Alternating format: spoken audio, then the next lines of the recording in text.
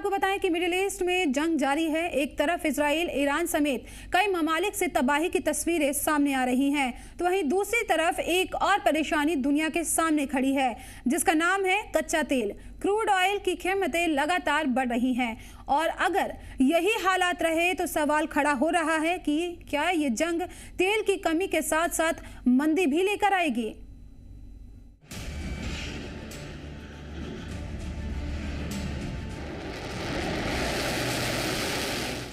एक तरफ ईरान और अमेरिका इजराइल जंग के मैदान में आमने सामने हैं, तो दूसरी तरफ हॉर्मुज स्ट्रेट को लेकर ईरान और अमेरिका के दावे भी एक दूसरे से उलट हैं।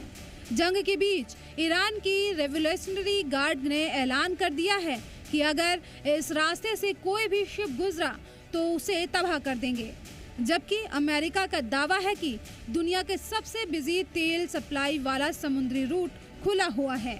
दोनों दावों में कितना दम है, इसकी बिल्कुल सही जानकारी देना उतना ही मुश्किल है जितना कि ये बता पाना कि जंग कब तक चलेगी।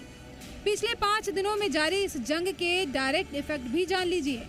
जंग की आग में कच्चे तेल की कीमतें अपने तेवर दिखा रही हैं। इंटरनेशनल मार्केट में कच्चे तेल का भाव $70 फी बैरल से बढ़कर $82 फी बैरल पहुंच चुका है, यानी 5 दिन में कच्चा तेल $12 महंगा हो चुका है। फिक्र की बात यह है कि अगर जंग जारी रही तो इसके $100 तक पहुंचने का अंदेशा है।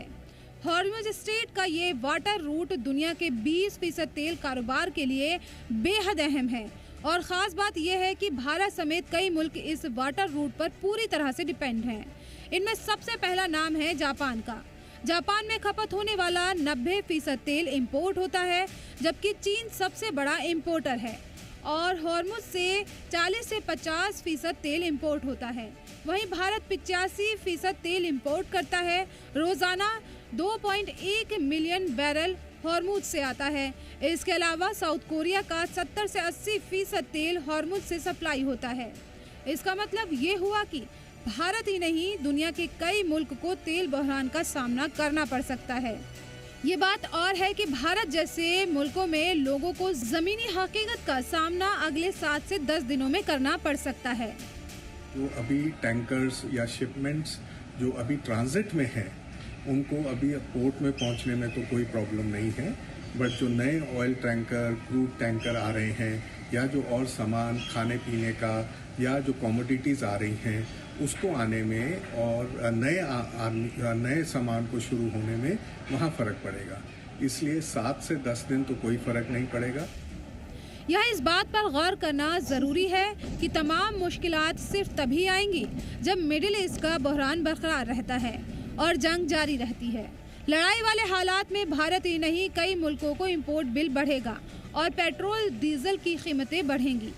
ये परेशानी कई दहाई का सबसे बड़ा ऑयल शॉक माना जा रहा है, क्योंकि हॉर्मुज जैसे चौक पॉइंट का बंद होना सीधे ग्लोबल एनर्जी सप्लाई को हिट करता है।